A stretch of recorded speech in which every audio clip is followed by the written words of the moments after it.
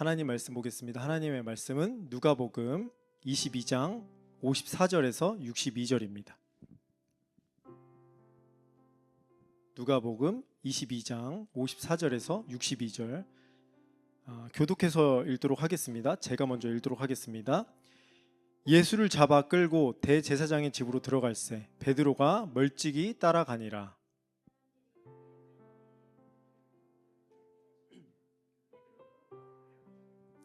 한 여종이 베드로의 불빛을 향하여 앉은 것을 보고 주목하여 이르되 이 사람도 그와 함께 있었나이다 하니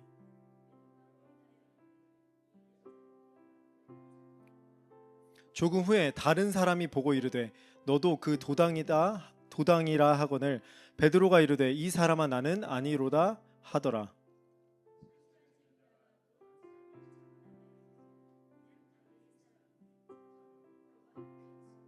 베드로가 이르되 이 사람아 나는 내가 하는 말을 알지 못하노라 하고 아직 말하고 있을 때에 닭이 곧 울더라.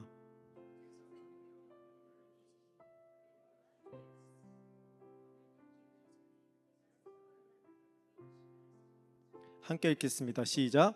밖에 나가서 심히 통곡하니라. 아멘. 아멘. 전에 제가 어느 교회에서 사역할 때 예배 준비를 위해 물건을 옮기다가 손목을 삐끗했습니다. 처음에는 조금 욱신거리길래 시간이 지나면 괜찮을 거라고 생각을 하고 계속해서 짐을 옮겼습니다. 근데 시간이 갈수록 손목이 점점 부어올랐습니다. 손목의 인대가 늘어난 것 같더라고요. 마이크를 잡을 수 없을 정도로 왼쪽 손목이었는데 손목이 아프기 시작했습니다. 그때는 제가 전도사로 사역을 할 때라서 학비를 내는 것도 참 어려웠습니다. 병원에 갈 형편이 당연히 안 됐습니다. 그저 손목에 대고 기도를 하는 거예요. 왜냐하면 우리는 할 수 있는 것이 기도밖에 없잖아요. 그래서 손목에 대고 기도를 했습니다. 하나님 도와주세요. 하나님 제발 좀 고쳐주세요. 그리고 예배 시간 부서 아이들에게 기도를 부탁했습니다. 손목이 살짝 아픈데 제발 전도사님을 위해서 기도 좀 해달라고. 예배가 끝나고 한 아이가 오더니 자신이 꼭 기도를 한대요. 저를 위해서. 분명 괜찮아질 거래요. 저는 그냥 기특했어요. 그래서 웃으면서 그 아이를 토닥거려 주었습니다. 다음날 새벽 4시에 갑자기 전화 한 통이 울렸습니다. 어느 분께 전화가 온 거예요. 새벽에 기도를 하는데 그분께서 갑자기 하나님께서 저를 섬기라는 감동을 주셨대요.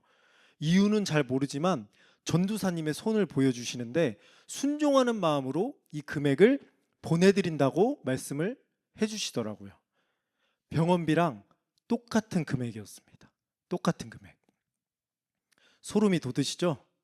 저도 그때만 생각하면 소름이 돋더라고요. 그분께 자초지정을 말씀드렸습니다. 이런 일이 있었고 그래서 손이 부어올랐다.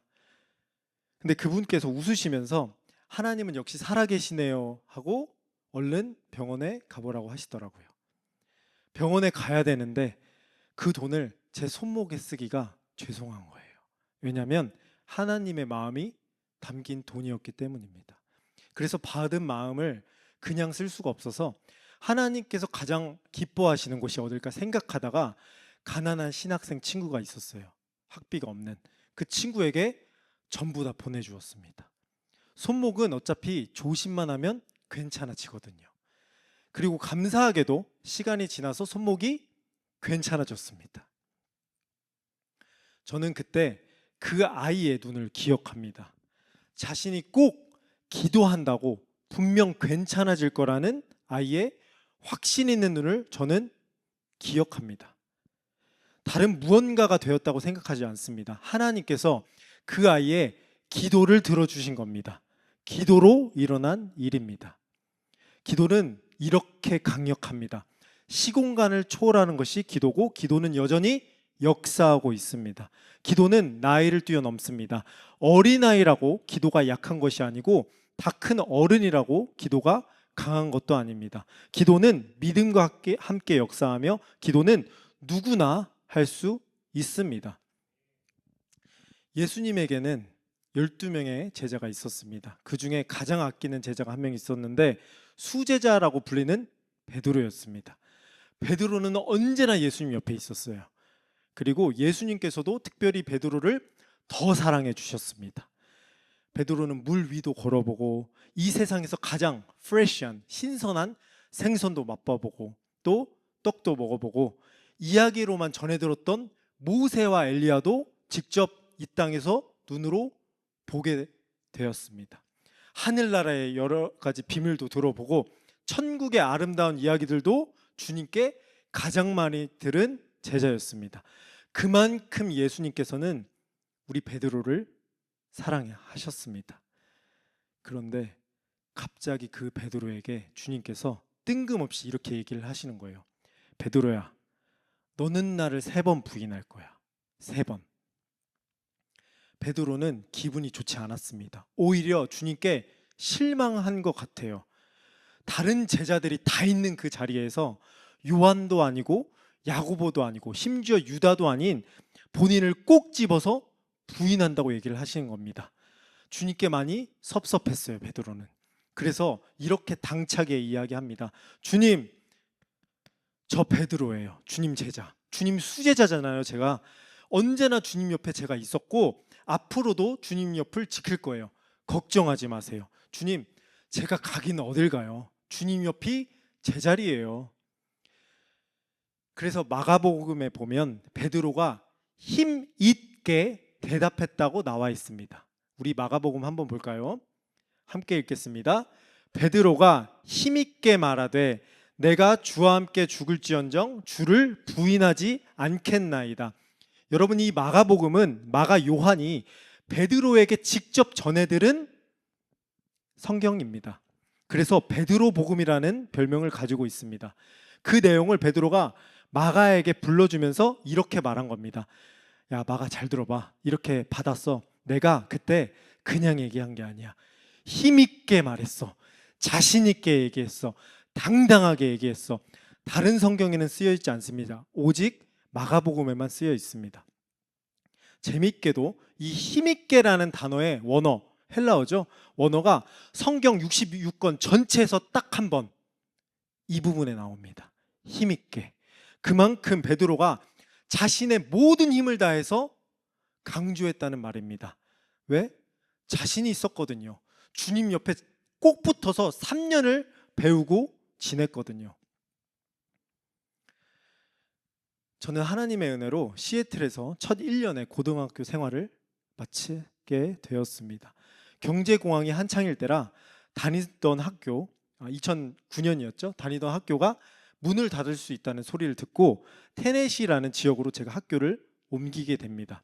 학교를 옮기면서 머물 곳도 필요했습니다. 제가 머물 곳을 알아볼 때 가장 중요하게 생각했던 게 뭐일까요? 예배를 자유롭게 드릴 수 있는 장소였습니다. 그래서 제가 찾아보다가 어느 한 분과 연락이 되었어요. 근데 전화를 하는데 그분도 교회 장로님이래요. 본인도 교회에 다닌다고, 본인도 성령님을 너무 잘 알고 성령님과 친하다고, 우리도 교회 가니까 얼른 오기만 하면 된다고 하셨습니다. 드디어 하나님께서 예비하신 그 보금자리를 찾은 거예요. 하지만 도착해서 그분과 첫 마디를 나누는데 저는 충격적인 사실을 알게 되었습니다. 그 집은 Seventh Day Church, 안식교였습니다. 전화로 말했던 성령님이 그 성령님이 아닌 거예요. 여러분, 안식교는 저희가 믿는 것과는 많이 다릅니다. 아니, 틀렸다고 하는 것이 맞습니다. 성경 자체를 다르게 보고 역사적으로도 봤을 때 안식교는 잘못되었습니다. 우리는 주일이 언제죠? 썬데이, 일요일입니다. 근데 안식교는 토요일날 가요. 여전히 옛날 구약 때 안식 그 일을 지킨다 해서 안식일이 토요일입니다. 틀린 점이 정말 많습니다. 또 안식교는 고기를 먹지 않습니다. 그래서 두부로 모든 단백질을 대신합니다. 집에 모든 반찬이 두부였어요. 두부 무침, 두부 조림, 두부찌개, 두부 강정, 두부 튀김. 두부 세상이 열린 거예요. 저는 그때 18살이었습니다. 18살. 그 집에는 저를 포함하여 총 6명에서 살았던 집이었어요. 저 빼고 나머지 아이들이 토요일 저녁에 안식교 교회에 갑니다. 미국 안식교는 돈이 많아요. 돈이 많아서 안식교회 가면 온갖 혜택이 주어집니다. 아이들이 그 혜택 때문에 안식교회에 나가게 되었습니다.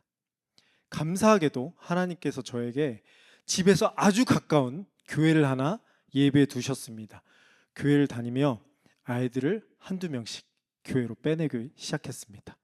어디를 가든 주님을 전하는 것이 우리 크리스찬의 사명이니까요. 집에 있는 아이들이 1명, 2명 저를 따라서 모두가 6명이 교회에 가게 되었습니다. 토요일에 안식교회를 안 가고 주일에 저와 함께 교회를 가게 되는 거예요. 모두가 교회에 가게 되니까 집주인이 하루는 저를 부르시더라고요. 화를 내시면서 이렇게 소리치셨습니다. 너 내가 안식교회인 거 알아 몰라? 나도 이걸 하는 이유가 전도야. 괜히 하겠어 이걸? 근데 네가 와서 모든 걸 망치고 있으니 더 이상 너는 우리 집에 있을 수가 없어. 시간을 줄게. 일주일 줄 테니까 당장 다른 곳으로 갔으면 좋겠어. 그렇게 저는 쫓겨나게 되었습니다. 주님을 전했는데, 주님을 시키는 대로 했는데 저에게 돌아온 것은 쫓겨남이었습니다. 베드로도 저와 마찬가지일 것 같아요. 주님을 따랐는데, 주님이 시키는 대로 했는데, 하나님의 나라가 열려야 되는데, 하나님의 그 무한하신 영광이 이 땅에 임해야 되는데 도망쳐야 되는 신세가 온 거예요. 예수님께서 잡히시자마자 제자들은 흩어지기 시작했습니다. 베드로 또한 사정없이 앞만 보고 달렸어요. 죽을까 봐. 예수님은 잡히셨고 이런저런 신문을 받으실 때 베드로는 멀리서 그 장면을 지켜봤습니다. 한 여종이 지켜보는 베드로에게 다가와서 이렇게 이야기했습니다. 당신도 예수의 무리 중 하나지? 깜짝 놀란 베드로가 답합니다. 저요? 에이, 저는 저 사람 몰라요. 아니, 맞는 것 같은데, 내가 본 것 같은데, 이 뒤에 있던 거. 아니, 저 사람 모른다니까. 사람 잘못 봤어요. 전 저 사람 몰라요. 여러분, 저주했다고 써 있습니다. 유대인에게 있어서 저주는 인연을 끊겠다는 이야기입니다. 그 순간 성경은 정확히 기록해요. 주께서 돌이켜 베드로를 보시니 베드로와 주님의 눈이 마주친 거예요. 수많은 생각들이 스쳐 지나갔습니다. 무엇보다 주님을 죽을지언정 부인하지 않겠다던 자신만만했던 자신의 고백이 스쳐 지나갔을 거예요. 한 뉴스 기사를 보니까 교회에 다니는 사람들이 가지고 있는 착각 5개가 있대요. 제가 한번 읽어드릴게요. 첫 번째는 담임 목사의 설교가 자신의 신앙인 줄 안다는 것입니다. 담임 목사가 굳이 아니어도 자신이 즐겨 은혜 받는 그 목사의 설교가 자신의 신앙인 줄 착각한대요. 그래서 기도를 안 해도 기도하시는 목사님의 설교를 들으면 본인이 기도한다고 착각을 하는 겁니다. 두 번째는 사이즈가 크고 사람이 많은 것이 하나님의 부흥인 줄로 착각하는 것입니다. 세 번째는 프로그램을 받은 만큼 신앙이 성숙한 줄 알아요. 내가 이런 제자 훈련도 해봤고 이런저런 것도 이수했고 이런저런 것도 배웠기에 내 신앙은 괜찮다고 생각하는 겁니다. 선교 몇 번 나갔다 왔다고 본인은 선교사가 된 줄 안다는 게 사람들의 세 번째 착각이라는 겁니다. 네 번째는 기도 없는 분주한 종교 생활이 자신은 변화됐다고 착각한대요. 기도도 없고 말씀 묵상도 없고 하나님과의 어떠한 교제도 없는데 교회를 많이 왔다 갔다 한다고 자신의 신앙생활은 업그레이드 됐다고 착각하는 겁니다. 마지막 5번째는 교회의 간증은 성공한 사람들이 하는 것이라고 사람들이 그렇게 믿는다고 합니다. 여러분 정말 그럴까요? 복음적인 교회 다닌다고 내가 거듭난 삶이 될까요? 유명하고 좋은 목사님의 설교를 듣는다고 내가 구원받는 성도가 되나요? 기도 없이도 신앙생활이 가능한가요? 간증은 성공한 사람들만 하는 걸까요? 아니잖아요. 우리 다 알잖아요. 아니라고 우리는 다 알고 있습니다. 비록 말은 잘하지 못해도 하나님 앞에 죽기 살기로 살아내려고 하는 사람, 잠자는 교회 다닌다고 해도 그 교회를 위해 밤새 울며 기도하는 사람, 그 사람이 하나님 보시기에 옳은 사람입니다. 평생 교회 다니고 직분을 가지고도 하나님께서 모른다고 하시는 비뚤어진 인격을 가진 사람이 너무나도 많아요. 조금도 변화될 줄 모르는 그런 마음과 생각이 얼마나 불쌍한 사람이 많은 이 시대를 살아가고 있습니다. 우리는 더럽고 악한 것은 당장 던져버려야 합니다. 회개하고 돌이켜 십자가의 길로 나가야 합니다. 베드로가 그 착각에 빠졌습니다. 주님 옆에 있으니 자신은 온전히 거듭났다고 착각한 것입니다. 주님 옆에 있으니 자신도 기도하는 사람이라고 베드로가 착각하고 있는 거예요. 주님 옆에 있으니 자신도 기적의 사람이라고 착각하고 있는 겁니다. 우리 또한 베드로와 다를 것이 없습니다. 저도 마찬가지입니다. 저도 착각을 하고 저도 하나님 앞에서 날마다 죄송해요. 목사인데도. 예수님께서 십자가를 지시고 갈보리 언덕을 오르십니다. 골고다로 가시는 거죠. 베드로도 멀리나마 그걸 보고 있었어요. 죄송하니까. 그래도 끝까지 주님 옆은 지키고 싶었던 거예요. 중간쯤 갔을 때 예수님께서 십자가의 무게를 견디지 못하시고 쓰러지셨습니다. 그도 그럴 만한 것이 엄청나게 매를 맞고 채찍질을 당하셨거든요. 주님이 넘어지자마자 아마 베드로는 마음속으로 주님을 이렇게 응원했을 거예요. 주님, 조금만 힘내세요. 다 왔어요. 어떡하지? 지금이라도 갈까? 늦지 않았을 텐데 내가 가가지고 주님이라도 좀 도와드릴까? 주님, 조금만 더 힘내세요. 주님께서 일어나시지 못하자 군병들이 지나가는 한 사람을 붙잡습니다. 공교롭게도 베드로와 이름이 같아요. 시몬. 누가복음 23장입니다. 함께 읽겠습니다.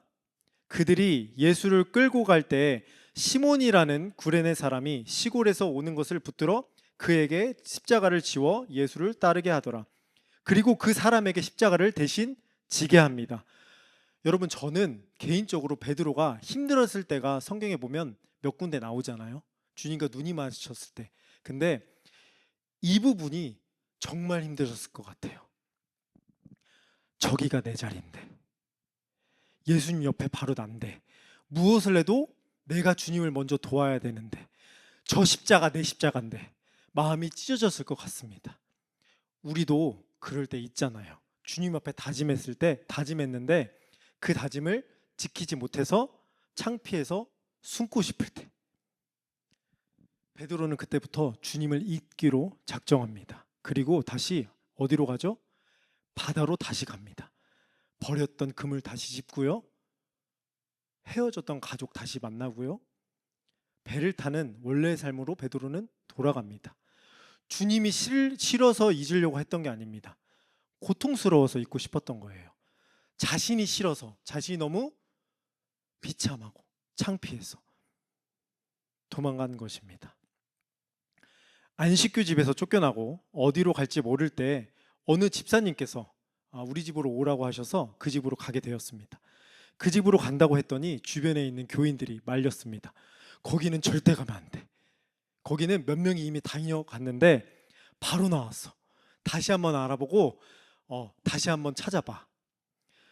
여러분, 그런 게 뭐가 중요하겠어요? 갈 데가 없는데. 주저없이 그 집으로 향했습니다. 가보니 주변 분들이 왜 저를 말렸는지 알겠더라고요. 베지테리언, 채식주의를 하는 집이었습니다. 아주머니께서 첫날 저에게 이렇게 말씀하시더라고요. 우리 집은 건강 때문에 채식을 해야 되니까 너도 이제부터 채식주의자가 되어야 돼. 그런데 한 번에 네가 채식을 하면 힘들 수도 있으니 내가 한 가지 고기 음식을 주도록 할게. 그게 바로 스팸이라는 햄이었습니다. 스팸. 항상 밥을 먹을 때는 모든 것이 채소로 이루어졌습니다. 단 한 가지만 빼고요. 뭐죠? 스팸. 그 스팸도 딱 한 조각만 나와요. 한 조각. 18살 한창 자라나는 그 시기에 채소만 먹는 게 얼마나 힘들었겠어요. 저도 우리 BBS 포스터처럼 돼지와 소와 닭을 먹을 줄 압니다. 여러분, 돼지와 소와 닭이 저를 부르는 것 같아요. 제가 처음에 우리 BBS 포스터 딱 봤을 때 그때가 생각나더라고요. 너무 고기가 먹고 싶은 나머지 아주머니가 계시지 않을 때 몰래 제가 스팸 한 조각을 더 먹었습니다. 두 조각을 먹은 거예요. 너무 맛있었습니다. 스팸이. 저는 스팸이 그렇게 맛있을 줄 몰랐어요. 그래서 지금도 저의 아내가 알지만 스팸은 저의 favorite food입니다. 너무 좋았어요, 스팸이. 그런데 우리 어머니들, 주방 권세를 잡으신 분들은 어디에 민감하시죠? 주방 변화에 민감하세요. 어떻게 하셨는지 스팸 두 조각을 먹은 것을 아주머니께서 찾아내셨습니다. 그리고 저를 불러서 이렇게 말씀하셨습니다. 스팸을 한 조각만 먹으랬는데 왜 두 조각 먹었어? 하면서 혼내시더라고요. 그러더니 너도 다른 애들과 똑같아. 내가 시간을 줄 테니까, 저는 아직도 잊어버리지 않습니다. 돈을 제 얼굴에 뿌리시더라고요. 홈스테이 비용을 뿌리시면서 내가 3일 줄게. 당장 나가. 여러분, 18살에 열심히 공부해야 될 그 나이에 그런 일을 겪으면 마음이 어떻겠나요? 좋았겠나요? 하나님께서 나를 훈련시키구나 하겠나요? 제가 너무 힘들더라고요, 마음이. 엄청나게 후회했습니다. 한 조각만 스팸을 먹을 걸. 왜? 두 조각 먹어서. 여러분, 지금은 웃는데 그때는 제가 울면서 하나님께 제가 이렇게 얘기했어요. 하나님, 저도 다른 애들처럼 맛있게 고기 한 번만 먹고 싶어요. 하나님, 제가 다른 거 바라는 거 아니잖아요. 하나님, 저도 똑같이 좀 먹게 해주세요. 방으로 돌아와서 한참을 울었습니다. 일주일 내내 침대에 누워서 눈물만 흘렸습니다. 이제 나는 어디로 가야 하나, 또다시 갈 곳은 찾아야 되는데 나는 여전히 떠돌이구나. 나는 왜 이런 삶을 살까? 믿음을 지키는 삶이 힘든 건지, 아니면 하나님께서 나와 함께하지 않는 건지 믿지 않으시겠지만 얼마나 울었는지 베개가 다 젖어서 짜면 물이 나오더라고요. 물이. 여러분은 신앙생활 잘 하고 계신가요? 어떠신가요? 신앙생활 쉽나요? 신앙생활 아닙니다. 신앙생활은 어렵습니다. 어려워요, 신앙생활. 예수님을 따르는 길은 좁고 협착해서 어려워요. 너무 어려워요. 베드로와 같은 상황이 하루에도 수십 번씩 일어납니다. 저를 유혹하는 사건, 또 저에게 피해주는 사건, 저에게 상처 주는 말을 하는 사람, 그런 사건, 또 이게 맞나 싶을 여러 가지 사건, 크리스찬인데 크리스찬이 아니게끔 만드는 그런 사건, 너무 많아요. 특별히 가장 힘들 때가 언제냐면, 신앙생활 하면서 가장 힘들 때는 하나님이 느껴지지 않을 때입니다. 내가 예수님을 믿고 말씀도 읽고 기도도 해요. 근데 하나님이 느껴지지 않을 때가 있습니다. 저도 그럴 때가 많았습니다. 정말 많았어요. 근데 한 번은 영적으로 너무 답답한 거예요. 불과 몇 년 전이에요. 기도를 해도 아무 감흥이 없어요. 1시간, 2시간, 3시간, 4시간, 5시간, 6시간 뚫으려고 어떻게든 했는데 마음이 안 뚫리는 거예요. 말씀을 읽어도 제 마음이 냉랭해요. 3일 금식도 해보고 미친 듯 주여 부르짖었지만 저에게 돌아오는 것은 메아리더라고요. 아무것도 안 되더라고요. 눈물조차 안 나오더라고요. 찬양을 들어도 이게 찬양인지 아니면 그냥 시끄러운 꽹과리인지. 그때 여러 가지 제가 중요한 결정을 앞두고 있었는데 절대적으로 하나님의 사인이 꼭 필요했습니다.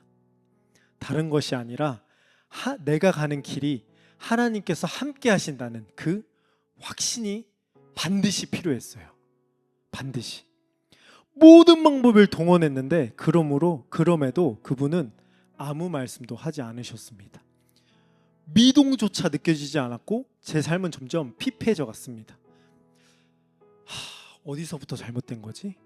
내가 뭘 잘못했지? 회개가 덜 됐나? 아니면 내가 기도를 덜 했나? 누구에게 상처를 줬나? 하나님께서 보실 때 뭔가 잘못된 것이 있나? 대체 왜 이러지? 그렇게 시간은 점점 흘렀고 그때 당시 한 친구에게 식당에서 밥을 먹으면서 답답한 저의 심정을 털어놓았습니다. 하나님께서 날 버리신 것 같아. 이제 신학교를 가려고 마음 먹었는데 하나님께서 원하시지 않으신가 봐. 이제 나를 잊으신 것 같아.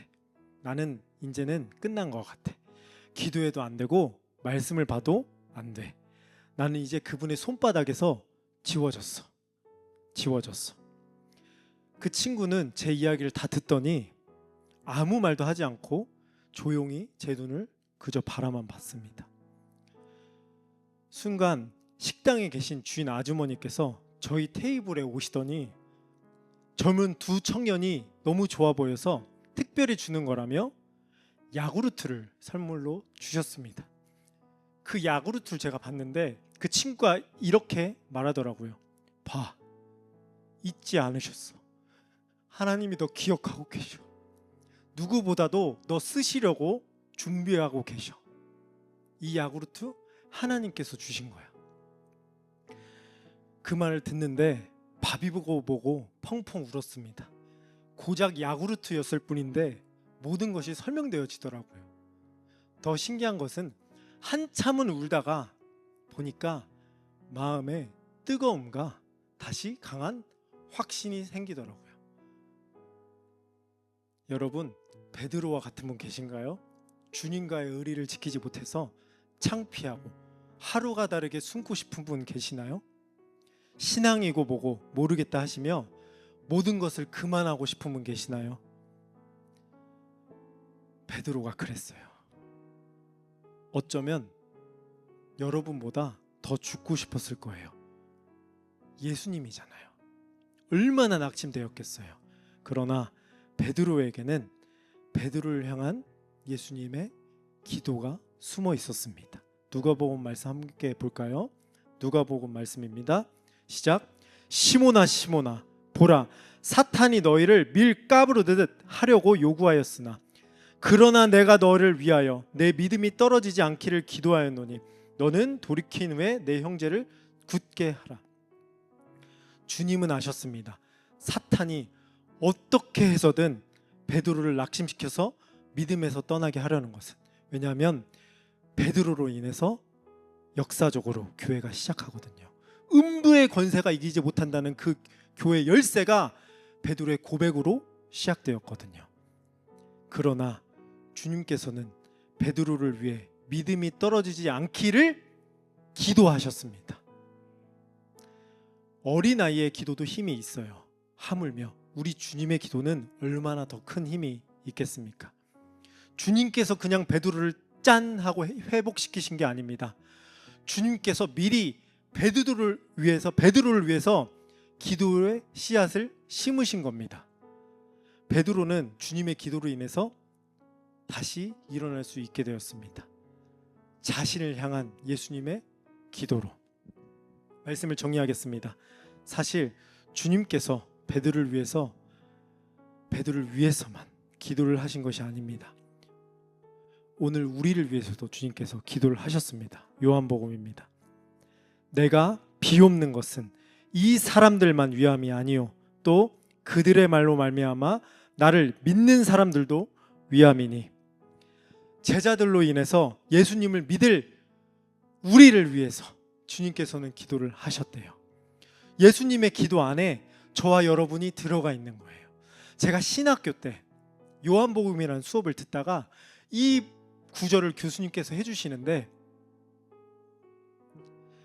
교수님께서 이렇게 말씀하시더라고요.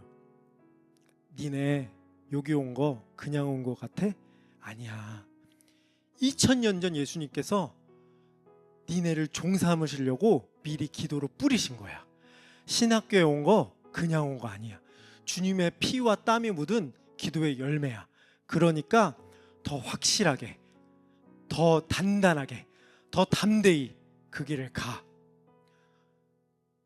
제가 그때부터 울기 시작했는데 교수님이 수업이고 보고 저를 달래시느라고 엄청 고생하셨던 그런 생각이 납니다.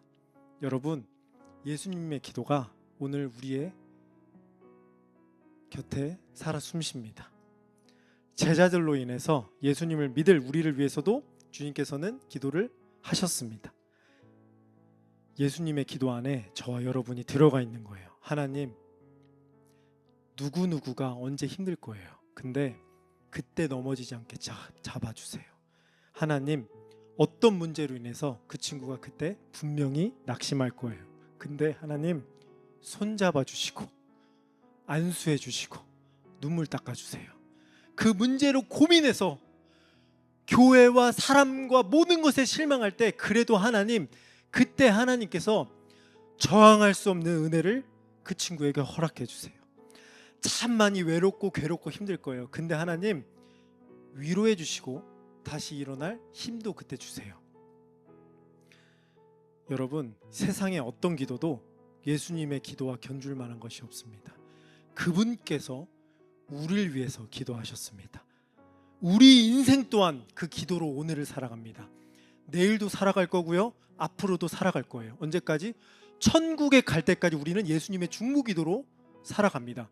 그래서 히브리서에 하나님 보좌 우편에서 우리를 위해 기도한다고 하시잖아요. 2000년 전 날 향한 주님의 기도가 살아 숨쉬고 있습니다. 그 기도가 헛되지 않도록 우리 또한 기도해야 합니다.